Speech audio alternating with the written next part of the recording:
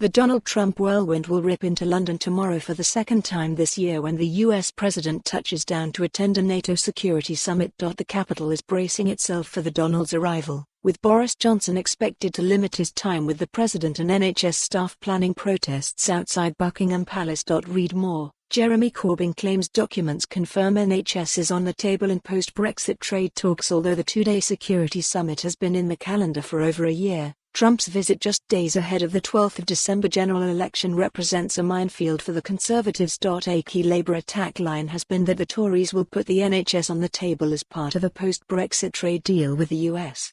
Johnson has categorically denied the claim but will nonetheless strive to avoid looking too friendly with Trump, who is unpopular in Britain.Johnson last week urged Trump not to intervene in the general election campaign. The US president has already waded in once, however, telling Nigel Farage on LBC radio last month that Jeremy Corbyn would be so bad for Britain and urging a pact between the Tories and the Brexit party.A. Senior US administration official said Trump was absolutely cognizant of not, again, wading into other countries' elections, although they said the president likes Boris Johnson, Prime Minister Johnson, personally. Trump is due to meet Johnson as part of the leaders' meeting during two-day security summit. Although the PM's aides are keen to keep appearances together at a minimum.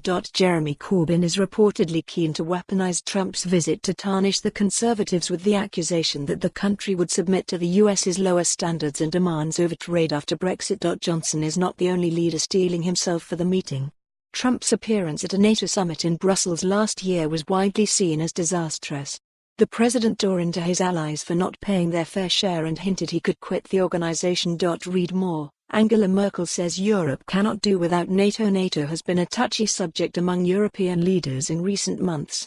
Last week, German Chancellor Angela Merkel appeared to rebuke French President Emmanuel Macron when she said Europe cannot defend itself without the NATO Defense Alliance. Macron said earlier last month that NATO was suffering brain death due to poor coordination and the volatility of Trump. For more on this story, visit the news article link.